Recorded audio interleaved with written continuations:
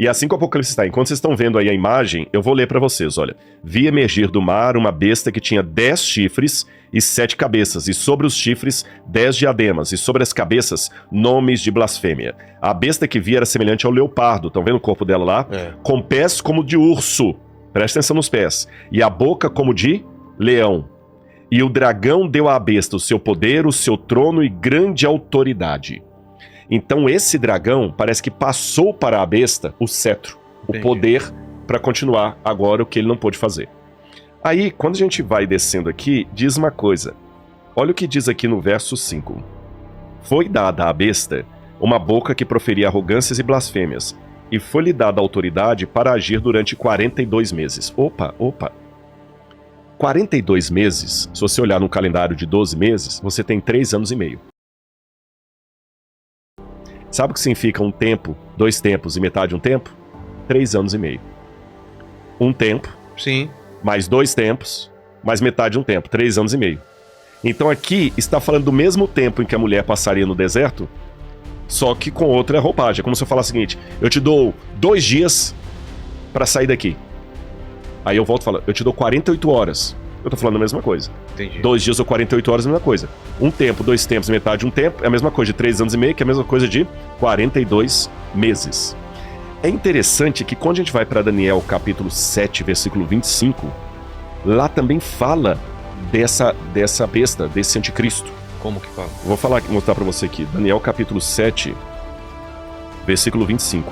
Olha o que o anticristo, quando ele aparece no livro de Daniel, fala. Ele falará contra o Altíssimo. Tinha boca repleta de blasfêmias. Viu a minha semelhança? Oprimirá os santos do Altíssimo. Essa besta vai oprimir o povo de Deus. E tentará mudar os tempos e a lei. E os santos lhes serão entregues nas mãos por um tempo, 2 tempos e metade de um tempo. Bateu. Mas peraí, agora me bateu uma confusão aqui. Vamos por partes. Se a mulher estaria no deserto, longe do alcance da serpente, o fato da serpente passar o bastão para a besta e a besta poder perseguir o povo no deserto, então Deus... O esconderijo não deu certo? Então. Por que o esconderijo não deu certo? Porque as promessas de Deus são condicionais. No Israel do Antigo Testamento, Deus falou assim, se vocês forem fiéis, eu farei isso. Se vocês forem fiéis, eu farei aquilo. E muitas vezes os profetas de Deus falaram, Deus trouxe os babilônios porque vocês não foram fiéis. Se vocês forem fiéis. Então, João já estava vendo que a igreja, de certa forma, não estaria sendo fiel. João, quando viu essa cena, lembrou da igreja de Laodiceia. Ele falou assim, a igreja vai ter problema aí. E João ficou apavorado quando ele viu isso aqui. Lembra que eu falei do quiasmo, que os pontos vão se encontrando? É interessante que a cena da mulher no deserto congela aqui. Nós não temos a continuidade. Se eu estivesse desenvolvendo um livro, igual você escreveu aquele livro... Vai pra cá, corta pra lá, e às vezes dá o suspense. Às vezes você deixa aquele suspense pra depois retomar a história. Tem muito livro que faz isso, né? Muito filme também, muito seriado, no livro né? Eu faço isso. Eu movimento a história aqui com esse grupo de personagens, movimento aqui, enquanto eu tô movimentando aí, você não sabe o que tá acontecendo. Você não sabe o que tá acontecendo aí. E depois retoma. João fez isso. E sabe onde é que ele vai retomar? No capítulo 17, por causa do quiasmo. Tá. Aí no capítulo 17... Aí você vai entender agora por que fala do restante da descendência da mulher. Olha o que aconteceu com ela. Sobrou, né? O que sobrou. Apocalipse capítulo 17. Cara, tá chegando no final aí, tá chegando no final. Um dos 7 anjos, que tinham as 7 taças com as iras de Deus, que nós vamos falar ainda, veio e falou comigo dizendo, venha, eu vou lhe mostrar o julgamento da grande prostituta, que está assentada sobre muitas águas.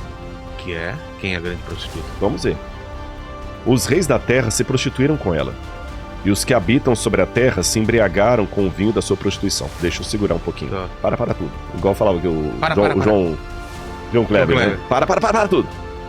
Na cena anterior, para lembrar do esquema do livro, nós deixamos a mulher no deserto, o dragão não pôde ir, ele enviou a besta. Certo. Que a besta tem autoridade lá, que a besta pode agir durante os 42 meses, diz Apocalipse 13 e Daniel capítulo 7.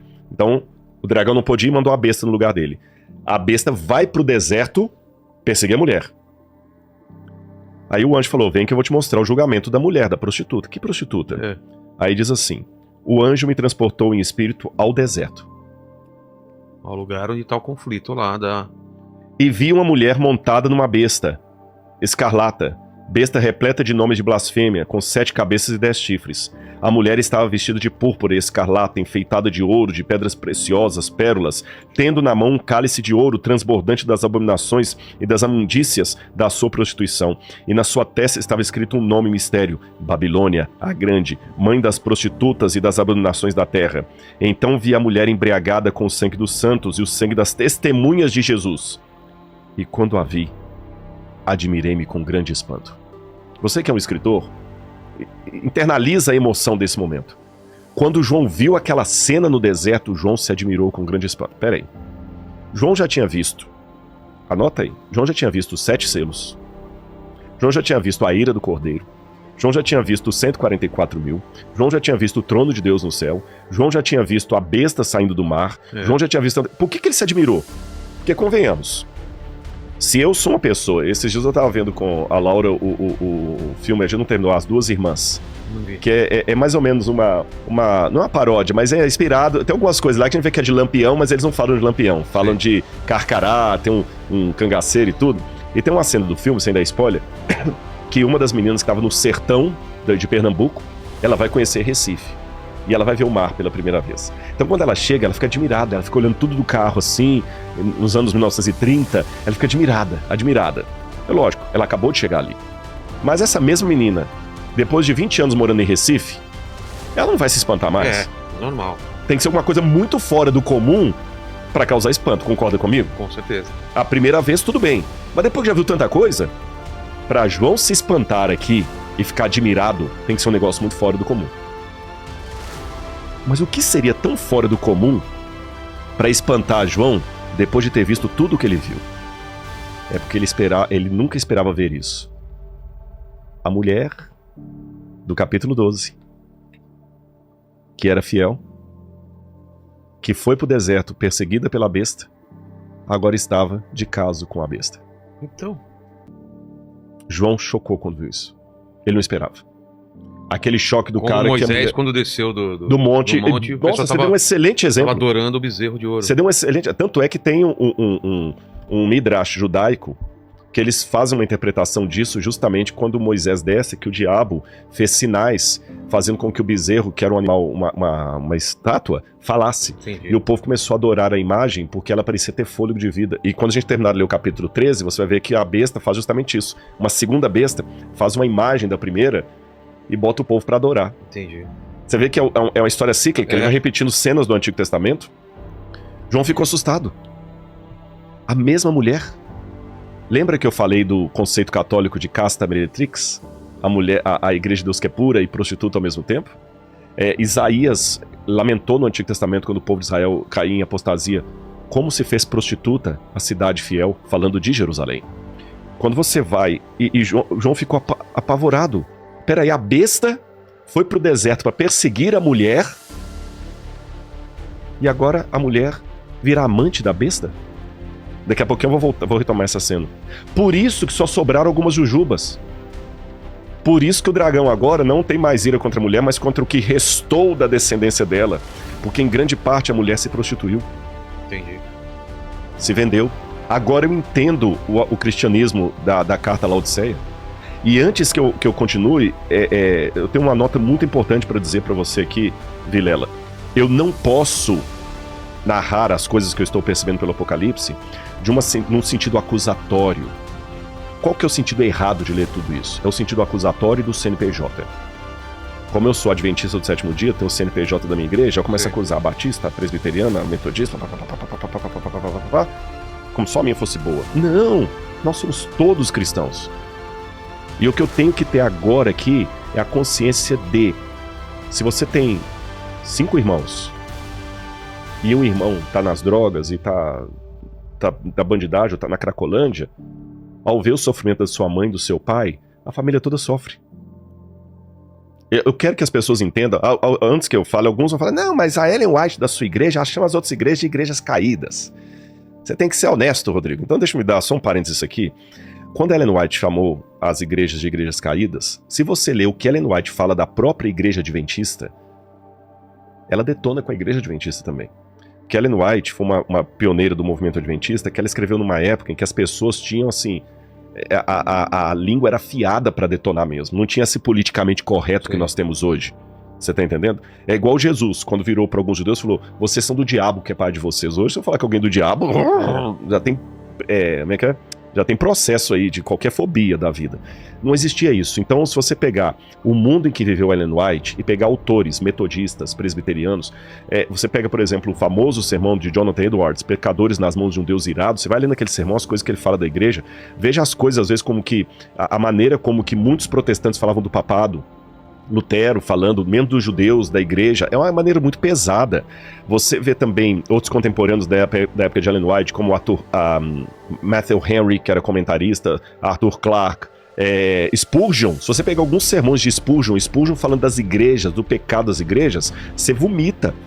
Eu duvido de alguns que acusam Ellen White por chamar as igrejas de igrejas caídas, se tem coragem de pregar na íntegra um sermão de Spurgeon com o palavreado que Spurgeon usa em relação às igrejas. Você tá entendendo? Você pega um outro pregador também, Whitefield, Whitefield era da época de Franklin.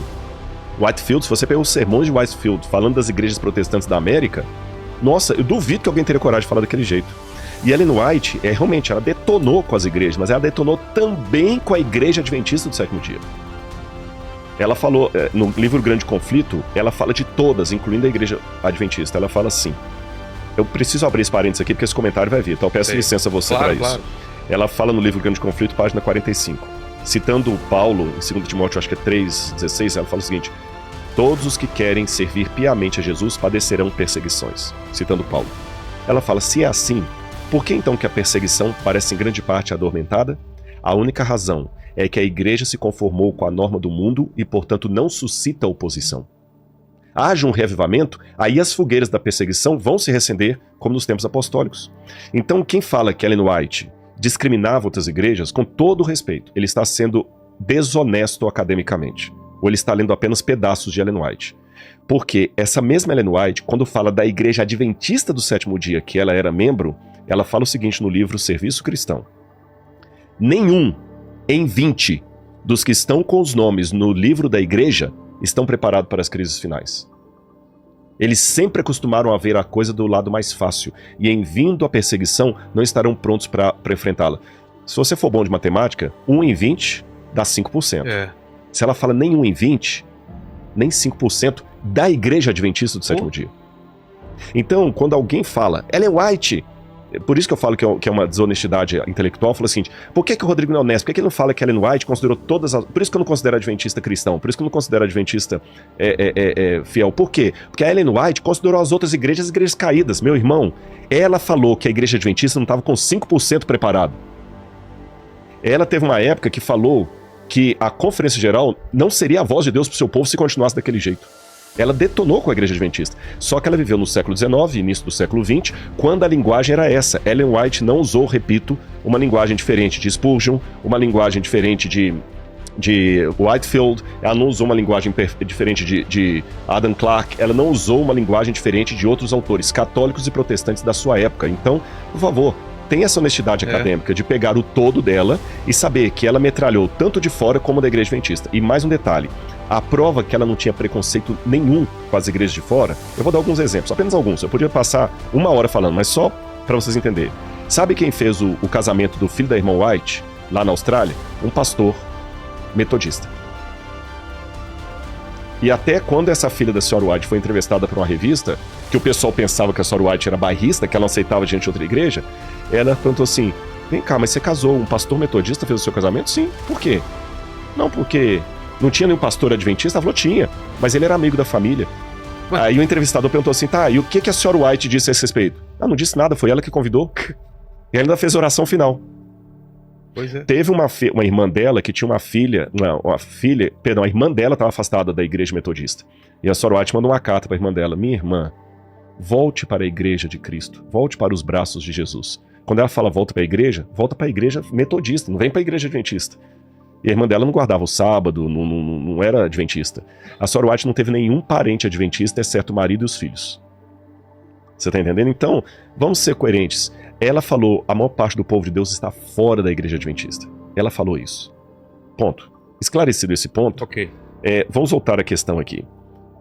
Quando nós virmos, aí que eu volto à fala que eu estava falando, sendo coerente com o meu adventismo. A maneira errada que eu tenho de ler o que eu estou lendo aqui agora é ficar preso ao CNPJ e apontar o dedo para outros CNPJs. Para outras igrejas. Como se a minha já tivesse pronta para subir. Não. Eu tenho que sofrer, eu tenho que falar isso aqui. É isso que eu fico indignado com alguns denunciadores da internet. Porque eles não demonstram amor na correção do erro. Eu tenho que ser coerente com aquilo que eu acredito. Por isso que toda vez que eu venho aqui eu falo do que eu creio. Mas eu tenho que ser respeitoso com quem pensa diferente de mim. E quando eu denunciar algum erro, eu tenho que denunciar, Vilela, com a mesma dor que você denunciaria a droga tendo um irmão na Cracolândia. Quando eu não tenho irmão ali na Cracolândia, quando eu não tenho amor por alguém que está ali, é um bando de vagabundo, maconheiro e tudo mais, ponto final. Mas quando é o meu irmão que está lá, eu olho diferente. Você é humorista. É muito fácil fazer piada com quem tem síndrome de Down. Esquece que hoje é politicamente correto, tá? Incorreto. Agora, tenha um filho com síndrome de Down. Eu quero ver você rir de uma piada de alguém com síndrome de Down. Tenha um filho autista. Eu quero ver você rir.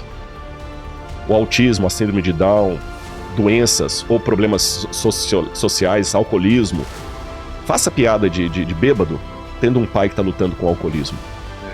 Então, existem duas maneiras de eu falar de alcoolismo, de qualquer coisa, quando eu tenho amor por quem está sofrendo nas garras daquela situação, ou quando eu não tenho amor nenhum. É o amor que fará a diferença no meu discurso antidrogas.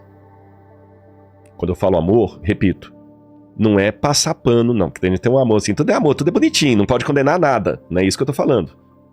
Tá claro, né? Claro. Temos que denunciar o erro. Mas se é o meu irmão que tá lá na Cracolândia, como é que eu vou encarar esse problema? Então, se eu entender que Deus tem a sua igreja visível e a sua igreja invisível. A invisível é formada por filhos de todos os lugares.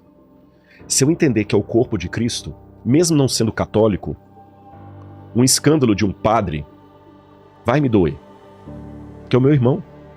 Se um padre aí for pego com... Não vou falar a palavra aqui pro YouTube não censurar. Com algum desvio que vocês sabem qual, né? Com um crime desse que ficaram muito famosos aí. Se eu pensar, puxa, que pena, que mancha para o nome de Cristo, eu vou fazer aquela denúncia de uma maneira. Mas quando eu não interpreto aquele padre como meu irmão, esses padres, tudo vagabundo mesmo, pra mim padre não presta. E assim por diante, você tá entendendo? Se for um pastor batista, metodista, presbiteriano, como é que eu denuncio os erros, o opróbrio ao povo de Deus? Então, com esse espírito que eu entendo isso aqui, com o espírito com o qual Jesus denunciava os fariseus. Jesus tinha um embargo na voz. Ele não falou assim, fariseu, não. Jesus amava os fariseus. E é nesse espírito aqui de amor pelo meu semelhante que eu tenho que falar da apostasia. Aí você vai aqui para Tessalonicenses capítulo 1, versículo 6 em diante, diz assim, quando Paulo fala da volta de Jesus, ele fala, porque o mistério da iniquidade já opera, e aguarda somente que seja afastado aquele que agora o detém. Porque ele fala que a volta de Jesus, ele fala aqui, capítulo 2, versículo 3, ninguém de nenhum modo os engane, porque isto, a volta de Jesus, não acontecerá assim que primeiro venha a apostasia e seja revelado o homem da iniquidade, o filho da perdição. Apostasia, eu falei dessa palavra lá atrás, a ruptura. Então, Paulo falou disso e João entendeu lá que haveria uma grande apostasia no meio do povo de Deus. Por isso que João se admirou com grande espanto. A mulher e a besta estavam juntas. Agora voltamos a Apocalipse 13 e você entende por que agora a briga é contra o que sobrou do povo de Deus, que a maior parte do povo de Deus se tornou Laodiceia.